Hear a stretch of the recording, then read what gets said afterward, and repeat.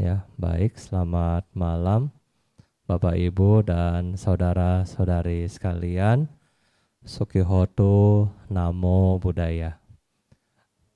Ya, pada malam hari ini kita melanjutkan topik kita yang kemarin ya. Jadi kemarin Bante sudah membahas secara nggak langsung permintaan dari Anathapindika, sekaligus juga permintaan dari almarhum Kowiwi ya, Kohandani Wijaya.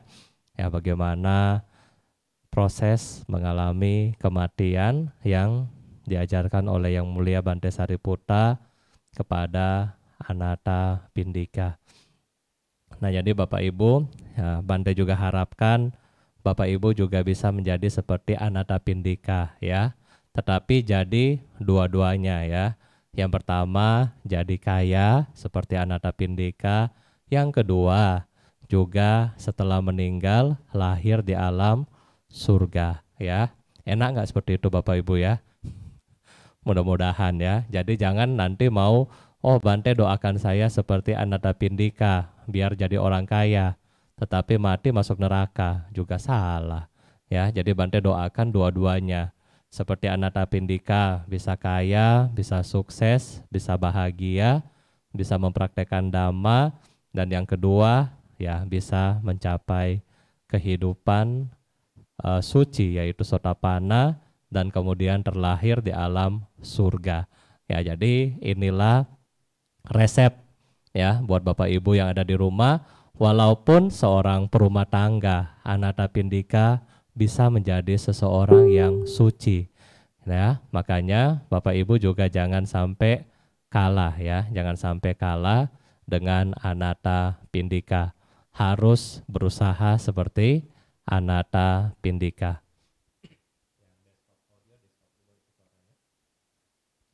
Ya, selanjutnya Bapak Ibu, untuk melatih bagaimana sih Bante yang kemarin um, kayaknya susah ya, Anathapindika Kowada. Nasihat kepada Anathapindika, bagaimana Anathapindika Anda jangan melekat sama mata, telinga, masih ingat nggak? Mata, telinga, hidung, lidah, terus sentuhan dan pikiran. Jangan melekat sama kesadaran dan seterusnya. Nah, saat ini waktu membaca Sutta Anathapindika Kowada, Bante juga waktu itu pernah baca Mahasatipatthana Sutta yang ada terkait dengan bagaimana cara kita melatih agar ya mungkin masih melekat tetapi dosisnya lebih sedikit. Ya, melekat nggak apa-apa ya, masih enak, masih sayang, masih suka, tetapi dengan dosis yang lebih baik ya. Jadi bagaimana cara untuk melatih ini? Nah, Bapak Ibu, Bante ada satu buku referensi, yaitu Anda bisa lihat di sini adalah buku Mahasatipatthana Sutta ya, slide, dengan penulis adalah seseorang yang mulia, Weragoda Sarada dari Sri Lanka ya, dari Sri Lanka. Di dalam buku ini judulnya bagus banget ya, The Only Path to Nibbana ya. Oke. Satu-satunya jalan ke Nibbana ya, karena Maha Satipatthana Sutta. Maha adalah seperti yang kemarin Bante Hitesaka membahas Maha Parinibbana Sutta. Maha itu adalah yang besar. Jadi kumpulan khotbah-khotbah yang besar biasanya disebutkan dalam kitab Maha. Ya, jadi judul-judulnya adalah Maha. Seperti Karania Metta Sutta. Kenapa nggak ditulis Maha Karania Metta Sutta? Karena Karania adalah teks yang singkat, nggak panjang. Nah, tetapi kalau yang panjang, nah itu akan ditulis adalah depannya Maha. Yang kedua, Sati Patana. Sati adalah perhatian, Patana adalah seperti patana jalan ya, jalur. Dan Sutta adalah khotbah dari Buddha. Jadi kurang lebih adalah suatu jalan ya yang untuk mengembangkan sati. Ya, jadi jalan inilah yang dikatakan Buddha untuk Anda bisa mencapai nibbana. Di dalam sutta ini, kok dulu Bante pernah baca waktu Bante wasa pertama ya. Waktu Bante di Thai, Bante sempat baca ini karena waktu itu buku yang sama juga diberikan oleh almarhum Kohandani. Jadi waktu awal jadi Bante, Bante sempat baca buku ini, Bante bawa ke Thailand. Waktu itu Bante belajar di sana. Dan yang menarik dari buku ini adalah di situ Buddha memberikan garansi. Ya, selama ini ada nggak garansi dari Buddha kepada kita? Berbuat baik masuk surga, nggak ada. Ya kan, menjalankan sila masuk surga, belum ada. Tetapi di dalam Mahasatipatthana Sutta di akhir khotbah, Buddha bilang siapapun yang melaksanakan atau mengembangkan hal yang terdapat di dalam sutta ini, maka jangankan 7 tahun, ya kan, terus, jadi dari 7 tahun, 6 tahun, terus 1 tahun, 3 bulan, terus sampai kalau paraminya cukup, maka dalam 7 hari bisa mencapai tingkat pencerahan. Ya, jadi di sini Buddha memberikan garansi. Kembali mengenai garansi, tentunya garansi akan hangus kalau kecerobohan dari pengguna. Garansi akan tidak ada ketika Anda tidak mempraktekkan Dhamma itu. Oleh karena itulah, sudah ada garansi, harusnya kita menjaga agar kita bisa mencapai hal yang diomongkan atau diucapkan oleh Buddha. Nah, dalam buku ini, oke, kita next di slide yang pertama.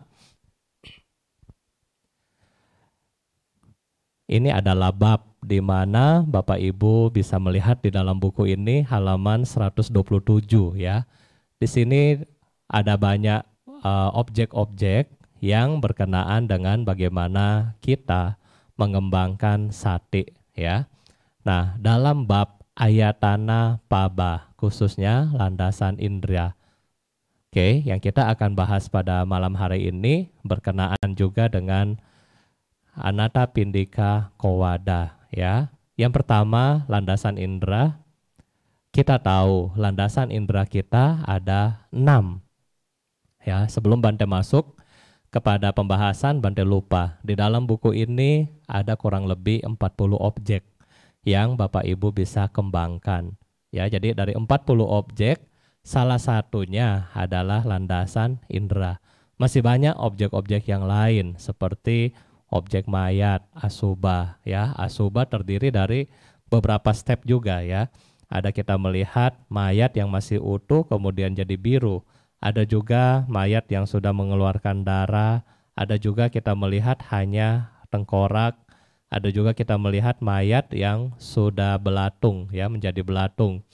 Nah, ini Buddha mengajarkan kita bukan untuk jadi orang yang sadis, bukan ya. Jadi Anda jangan bilang, wah kalau lihat-lihat mayat sadis banget ajaran Buddha.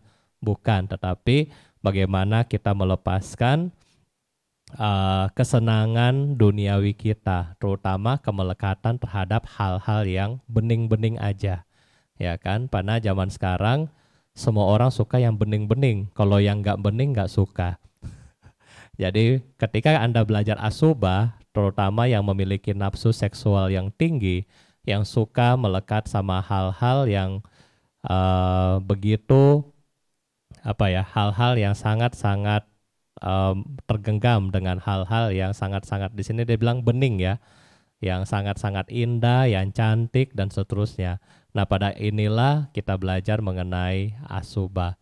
Nah, dalam ayatana paba yang pertama, dalam indera, landasan indera, kita mengenal ada 6 indera di dalam badan kita, ya, atau dibilang six sense, ya. Jadi orang yang bilang six sense itu kadang-kadang dianggap indigo ya, oh six sense. Padahal sense adalah indera, 6 indera yang dimaksud adalah mulai dari atas aja dah biar hafal, pikiran, mata, hidung, telinga, lidah, dan sentuhan. Ini adalah 6 indera yang kita punya Bapak Ibu. 6 indera ini juga menjadi landasan, menjadi pintu masuk, dianggap menjadi pintu masuk berbagai macam kebaikan atau berbagai macam keburukan dari 6 indera ini. Nah, oleh karena itu, bagi seseorang yang mampu menjaga pintu masuk, maka harusnya Anda bisa menjaga suatu istana. Ya, contoh kita bilang kalau Anda suka nonton film perang, kalau Bante dulu suka nonton ya, apalagi yang kayak misalnya model-model yang retro gitu ya, yang kayak Lord of the Rings, ya, Stronghold, ya, yang seperti itu Bante suka nonton. Biasanya kita lihat kalau pintu gerbang utama sudah dimasuk oleh musuh, maka habislah kota itu. Ya kan? Karena pintu utama ini atau kita bilang benteng-benteng ini yang menjadi akses masuk dari musuh, kita harus benar-benar jaga. Kalau sampai musuh itu sudah masuk, ya sekuat apapun, sejago apapun kita sebagai raja, tetap pasti akan kalah. Oleh karena itu, Bante pesan 6 landasan indera ini harus kita jaga. Ya, harus kita jaga. Yang pertama tadi adalah caku ya. Yang pertama tadi adalah indera mata.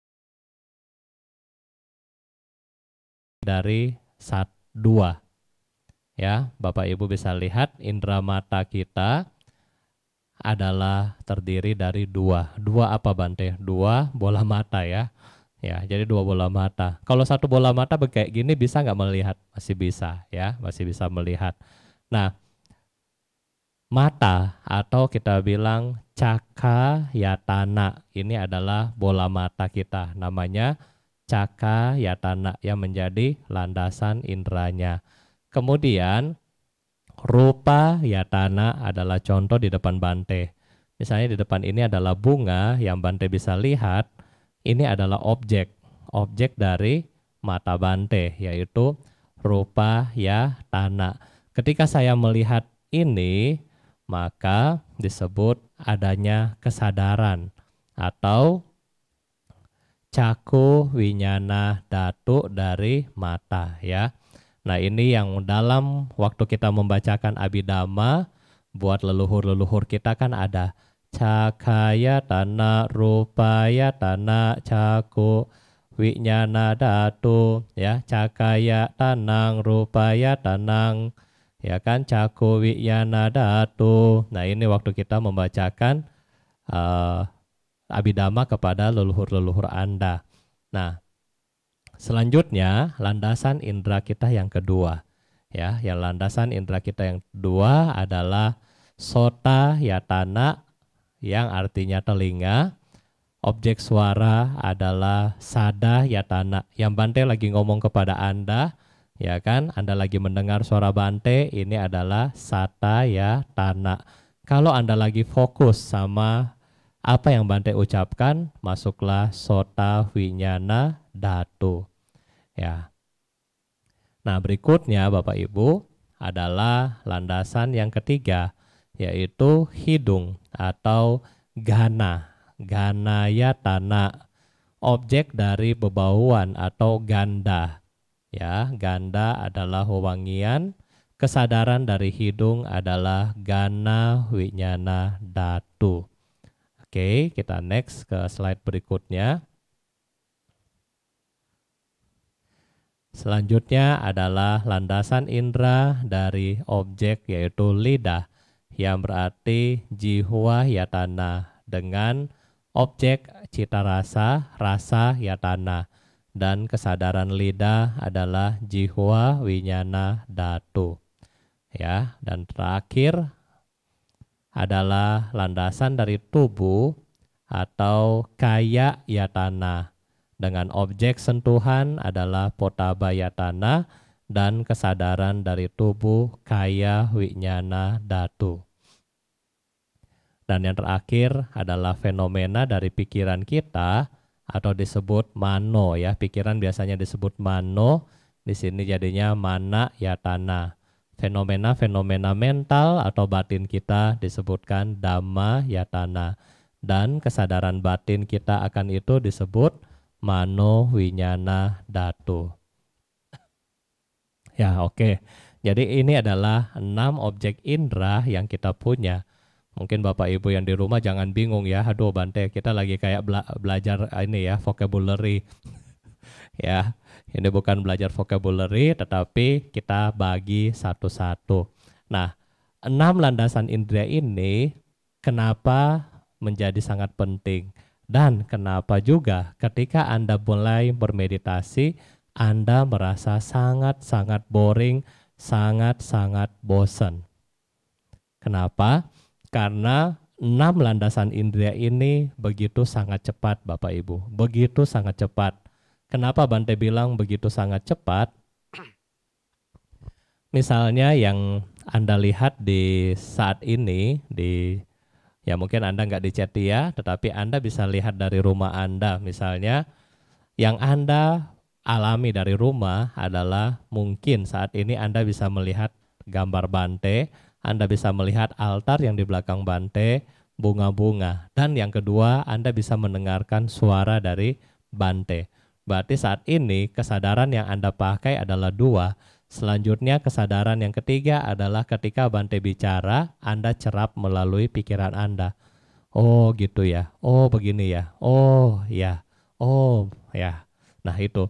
Jadi saat ini kita menggunakan 3, tetapi waktu Bante ada di sini, Bante pakainya 4. Kenapa? Ada hio wangi sehingga kecium juga dan keselang-seling. Mata lihat, telinga lihat, ya kan? Bicara juga dengar suara sendiri dan cium hio. Itu sangat cepat ya. Jadi dibilang 6 landasan indera ini bergerak sangat cepat, ya, sangat cepat. Nah, sehingga ketika satu saat Anda bermeditasi, Anda retret, yang tadinya begitu cepat langsung jadi bagaimana? Slow motion. Ya kan? Slow motion. Semua yang begitu bergerak dengan sangat cepat, slow motion. Pada akhirnya itulah yang menyebabkan kenapa kita bosan. Bukan karena kenapa kita sangat bosan, karena kita melihat pergerakan kita yang begitu lamban, sehingga pikiran kita yang sebiasanya begitu cepat menjadi sangat-sangat pelan. Ya, sangat-sangat pelan. Nah inilah alasan kenapa ketika bermeditasi Anda sangat bete, Anda paling nggak suka, karena itulah yang menyebabkan kita bosan ya. Nah, Bante kasih contoh yang gampang kepada Anda, bagaimana landasan indera ini terbentuk. Di depan Bapak Ibu sekarang ya, di depan Bapak Ibu, ini Bapak Ibu bisa lihat mungkin, ini ada warna biru sama warna orange. Ini adalah mouse, ya, mouse buat komputer. Bapak Ibu bisa lihat ya, ada biru sebelah kiri Anda dan sebelah kanan Anda ada warna orange. Nah, dua-duanya ini adalah mouse yang sama, ya kan? Ketika kita misalnya, contohnya ini di toko ya, Bapak Ibu lagi ke toko. Soalnya Bante lagi bingung mau cari barang apa ya. Kalau hio Bapak Ibu nanti bingung. Ya, jadi terpaksa Bante ambil mouse yang gampang yang Bapak Ibu bisa lihat. Nah, ketika Anda datang ke suatu toko, Anda melihat 2 barang ini, ya kan, dengan brand yang sama, yaitu Logitech. Bante nggak di-endorse sama Logitech ya. Nah, cuman dari brand yang sama, kemudian kita lihat, ya kan, misalnya Anda sudah masuk ke dalam toko, di dalam toko Anda lihat ada warna biru, ini adalah warna kesukaan saya, ada juga warna orange. Saya juga suka warna ini. Nah, ketika kita melihat 2 warna ini adalah kontak dari mata. Yang ini eye catching, yang ini enggak eye catching. Betul? Ya kan? Kalau kita ke toko apa yang kita lihat dulu? Iklannya dulu, ada promosi apa enggak? Ya, beli, pasti beli. Tetapi lihat dulu promonya ada apa enggak? Ya kan? Lihat dulu isinya bagus apa enggak. Lihat dulu brandnya bagus apa enggak. Nah ini, jadi ini adalah kesadaran kita tentang mata. Kita mulai melihat. Setelah Anda mulai melihat, kemudian yang kedua adalah kita akan menggunakan sentuhan. Dalam hal ini karena kita belanja, kita sentuhan. Oh, yang ini halus, ya kan? Yang ini kasar. Nah, kepegang. Yang ini halus, yang ini kasar. Nah, ini objek sentuhan yang kedua. Yang ketiga, di dalam pikiran kita sudah mulai muncul mana yang suka, mana yang tidak suka, mana yang netral. Perasaan atau wedana sudah muncul. Oh, yang ini biru sih cakep warnanya, tetapi kasar. Yang kuning, ya oranye adalah bagus, tetapi halus, ya kan? Kemudian sudah mulai pikir, oh mau ambil yang oranye, ya kan? Ini yang pertama. Yang kedua, di step yang kedua kita melihat lagi, kalau yang biru murah nih, diskon 50%. Yang oranye nggak ada diskon, lebih mahal jadinya. Apa yang terjadi? Ya, Anda akan ambil yang warna biru saat Anda menentukan pembelian. Ya, saat Anda menentukan pembelian, pada akhirnya Anda akan mengambil biru. Begitu Anda yang biru Anda ambil, kemudian Anda rasa, oh ini bagus dipakai, sangat nyaman, isi, installation, dan seterusnya. Ini masuk ke dalam pikiran bawah sadar kita dan menjadi branding. Ya, ini untuk Anda marketing, ini penting ya. Setelah masuk ke dalam bawah sadar kita, oh ini branding nih, bagus nih. Pada akhirnya apa? Nggak apa-apa dah, yang oranye juga ambil karena mereknya bagus. Penggunaannya nyaman. Ya seperti itu. Akhirnya ya Anda bisa lihat dua-duanya juga di tangan Bante. Ya, oke. Nah, jadi ini adalah proses dari kita dalam keseharian kita. Begitu juga Bapak Ibu ketika Anda mau makan sama, ya kan? Anda lihat gambar, mana yang lebih penting? Anda lihat gambar atau Anda cium aroma makanan? Atau testingnya? Menurut Anda mana yang lebih penting? Gambar, misalnya gambar itu ditata dengan rapi dan seterusnya. Yang kedua, ketika dimasak di depan Anda cium, oh wangi banget. Atau ketiga, ketika Anda makan, Anda akan rasa enak banget. Ya kan? Ini pada nggak ada atas sila ya, jadi Bante gangguin dengan cara makanan. Ya, nah dari tiga ini, mana yang dominan di dalam kita? Oh, pertama misalnya bagi yang matanya bermasalah atau memiliki kemelekatan terhadap mata yang begitu tinggi, maka akan melihat gambar dengan mudah, sehingga dengan lihat gambar Anda bisa beli. Ya, terutama dengan Anda yang suka belanja secara online. Ya kan? Secara online kita hanya pakai 1-2 landasan indera kita. Cuma lihat gambar, lihat testimoni, pikir, kemudian beli. Tetapi ini tidak berlaku bagi orang-orang yang suka dengan indera. Ketika dia suka, dia akan cium dulu misalnya. Bagi orang yang suka menjadi tester parfum, ya, dia akan cium dulu. Oh, ini kurang. Oh, ini bagus. Walaupun mungkin kemasannya nggak bagus, walaupun mungkin kemasannya kurang atau mungkin dosnya nggak bagus, tapi begitu dia cium, dia akan suka dengan itu dan dia akan beli. Ya. Dan yang berikutnya ada juga orang yang akan menggunakan perasa dari lidah. Nah, jadi ini adalah contoh-contoh Bapak Ibu ya. Ada juga yang suka masalah sama telinga. Ya, telinga tipis.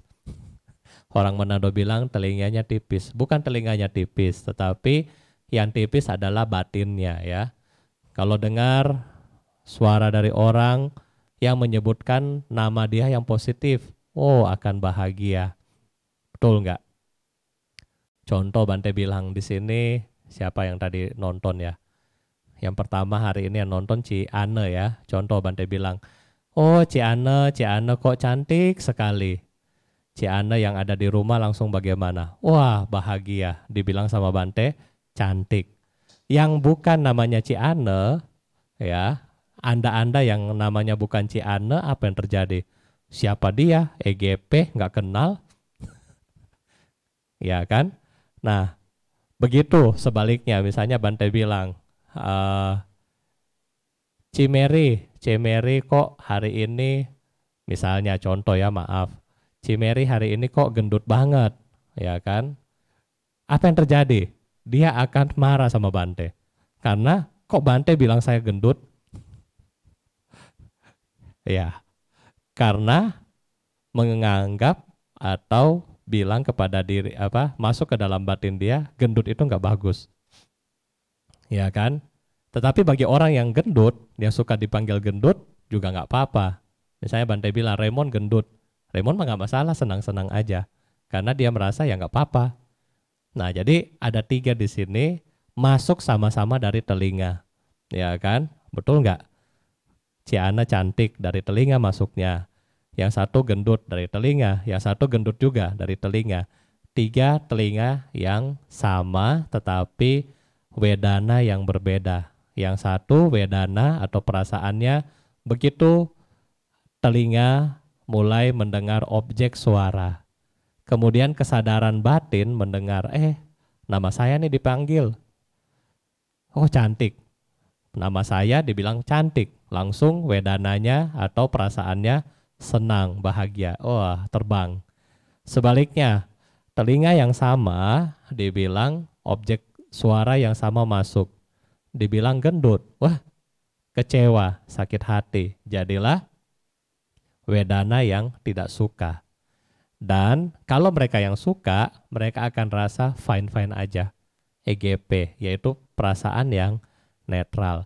Nah, jadi dari landasan indria, misalnya mata, objek mata, terus kesadaran mata turun menjadi perasaan. Nah, perasaan yang menentukan suka, tidak suka, netral. Jadi ini semua berkaitan dengan landasan indera kita Bapak Ibu. Oleh karena itulah sangat penting kita menjaga landasan indera kita. Misalnya Anda ke mall, ini mata, kita balik lagi ke yang tadi ya, biar contohnya banyak dulu. Karena yang 6 landasan indera ini juga sangat penting di dalam Bante pernah belajar mengenai sunyata, berkaitan dengan prajna paramita atau parami, panya parami. Nah, ini adalah sangat penting. Jadi bagaimana kita benar-benar harus memahami, ya udah, ini adalah hanya melihat dan ini hanya mendengar dan seterusnya. Nah, kita ketika Bapak Ibu misalnya pergi jalan-jalan di mall, ya, kondisi Bapak Ibu ya tentunya sudah punya suami atau istri atau punya pacar. Kemudian Anda lihat di mall, lihat SPG yang seksi-seksi. Ya kan? Ya ini to the point Bante ngomong ya. Begitu Anda lihat, langsung kan yang bening lewat langsung. Kalau orang yang mempunyai sati, maka dia begitu lihat yang pertama muncul adalah apa? Oh, indah. Ya, indah dipandang, tidak indah untuk dimiliki. Ini yang pertama, kalau Anda punya sati. Yang kedua, Anda bisa lihat, wah, indah, tetapi di samping gua ada yang gandeng. Ya, apakah istri atau apa? Apakah istri yang Anda gandeng atau pacar Anda yang Anda gandeng atau anak Anda yang gandeng? Jadi ya indah tetapi tahu diri ya, sudah punya gandengan. Yang ketiga, Anda juga bisa melihat dengan konsep anicca. Wah, cakep. Ya, sekarang 40 tahun lagi ya kan sudah tua. Ya, jadi dengan cara seperti inilah menyebabkan kita nggak banyak, pikiran kita nggak banyak mengembara kemana-mana. Di sini di Bante bilang makanya kita memiliki sati. Ya, kalau kita sampai lost, misalnya Anda sudah gandengan, terus, cakep, dia di stand yang mana ya? Pergi ke stand itu. Kemudian tukaran nama, ya terjadilah yang namanya selingkuh dah. Ya kan? Karena dari WA akhirnya turun ke hati, sama juga. Nah, makanya landasan indria sangat-sangat penting bagi kita semua ya. Bukan hanya Bapak Ibu yang di rumah, kami juga sebagai anggota sangha juga ini sangat penting untuk latihan kita. Jadi kita harus melatih ini bersama-sama. Ya. Nah, ketika kita sudah mengetahui menyadari bahwa oh ya udah itu cuma penglihatan. Ya sudah kita stop di situ. Kita tidak teruskan kemana-mana. Jadi di dalam kalau kita tadi Bante contohkan kepada Anda adalah benteng, ini adalah benteng. Nah, landasan indria ini adalah benteng. Kalau musuh yang tadi itu masuk ke benteng, misalnya SPG itu masuk ke dalam benteng kita, yaitu objek mata kita, kan nggak mungkin juga Bapak Ibu ke mall nanti tutup mata begini ya. Kalau lihat yang bening, Bante bilang tutup mata. Kan nggak mungkin juga, nanti jatuh di lift lagi kan. Nah jadi nggak apa-apa, tetap buka mata, tetapi kita tahu ketika kita ini misalnya ini benteng, begitu kita lihat oh musuh ada di luar benteng, langsung tutup bentengnya, ya kan? Jadi si musuh nggak bisa masuk ke dalam ibu kota. Ibu kota ini adalah pikiran kita, ya. Jadi ketika dia nggak bisa masuk, karena kita jaga dengan baik sati kita, sehingga pikiran kita aman. Nah, tetapi begitu kita biarkan dia masuk, ya pikiran kita akan acak-acakan di dalam. Nah, ini yang kita bilang pentingnya menjaga landasan indria. Makanya kalau kita lihat Mahasatipatthana Sutta ini dengan khususnya poin yang ini dengan beberapa teks seperti Anatalakkhana Sutta, selanjutnya dalam Prajnaparamita Sutra atau Sincing yang Anda bisa kenal, dan dalam Sutra Intan atau Cingkangcing. Nah ini dalam 4 teks ini adalah hampir mirip. Bagaimana kita melihat ya hanya melihat, ya kan, tidak melekat sama apa yang kita lihat. Ya, contoh di dalam Prajnaparamita atau mungkin Bapak Ibu pernah baca Sincing, ya kan, tidak ada mata, tidak ada telinga. Ya kan, tidak ada mata, tidak ada telinga, tidak ada hidung, tidak ada lidah, dan tidak ada yang sentuhan. Di sini bukan berarti tidak ada adalah nihil atau kosong. Atau kosong adalah isi, isi adalah kosong. Bukan. Tetapi badan jasmani kita tetap ada, tetapi kita nggak attach sama dia. Kita nggak melekat sama bunga yang ini contohnya. Ketika mata kita tetap ada, kita tahu, oh ya udah ini bunga. Selesai. Ya kan? Nggak ada yang bilang, oh bunga yang merah lebih bagus dari bunga yang biru. Jadi tidak ada sampai ke dalam situ. Sehingga pikiran kita benar-benar sadar ya Bapak Ibu. Nah ini yang seperti ini. Nah selanjutnya di dalam bagaimana cara kita melatih ketika Anda menggunakan ini di dalam meditasi. Next slide. Next slide. Yaitu seperti ini Bapak Ibu ya, ada 5 tahap Anda bisa melakukan ketika Anda bermeditasi.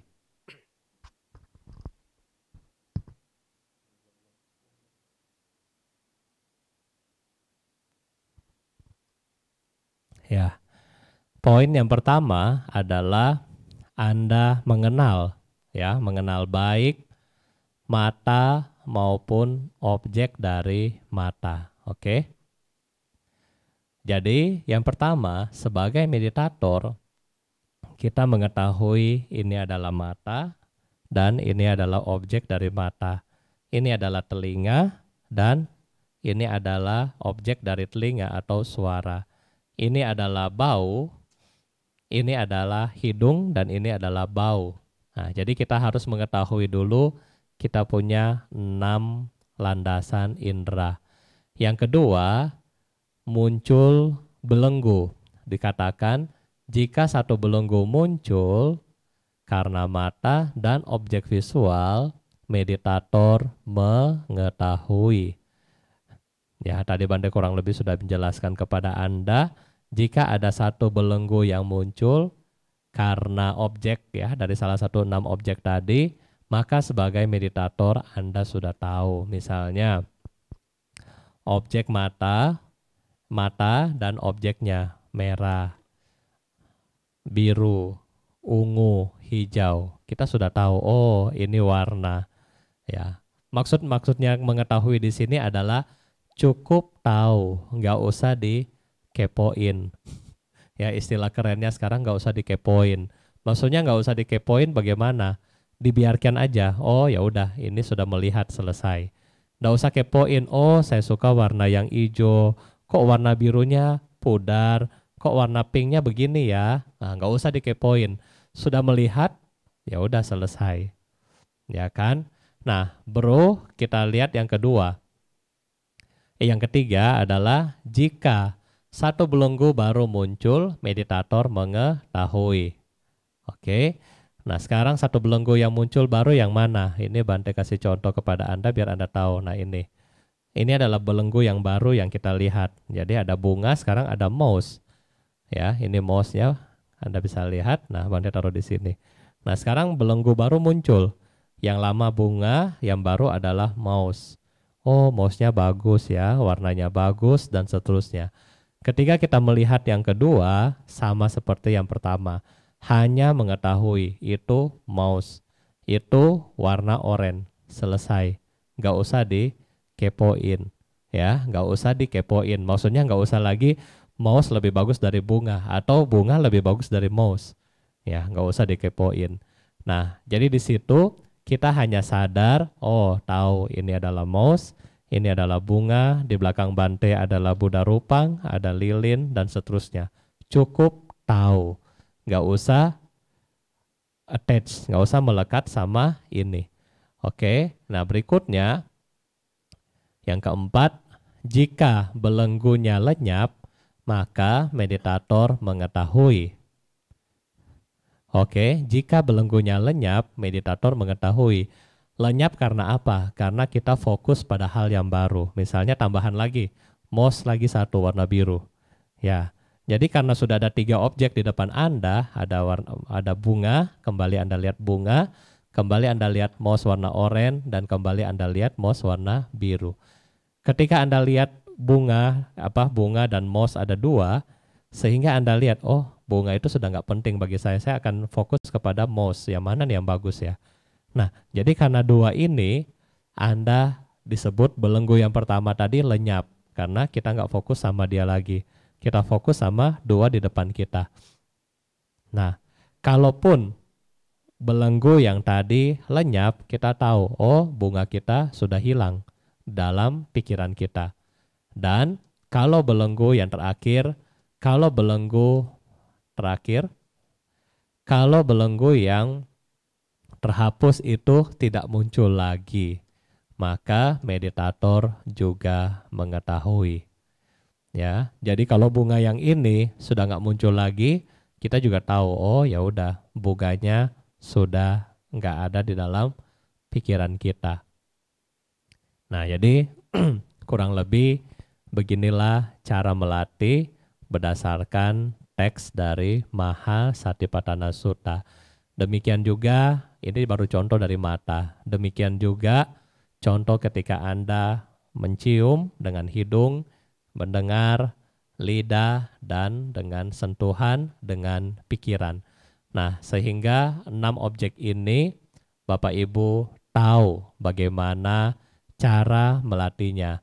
Dan disitulah di dalam Prajnaparamita dikatakan tidak ada mata, tidak ada telinga, tidak ada objek rasa, tidak ada hidung, dan seterusnya. Kenapa tidak ada?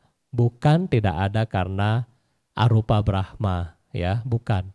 Bukan tidak ada karena dia cacat, misalnya buta sehingga nggak ada mata, bukan. Tetapi tidak ada di sini adalah karena dia sudah tahu, oh ya udah ini cuma melihat. Jadi tidak ada yang cuma melihat dan tidak perlu dilekati. Ini maksud dari kata tidak ada, ya. Sehingga di sini Bapak Ibu, kalau bisa melatih ini dengan baik, maka ini adalah sambungan dari Anattapindika Kowada.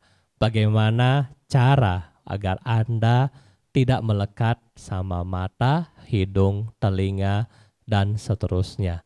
Ya, inilah cara yang kita bisa praktekkan di dalam kehidupan Anda sehari-hari, ya, sehingga batin dari Bapak Ibu bisa cepat-cepat terbebas dari semua penderitaan Anda.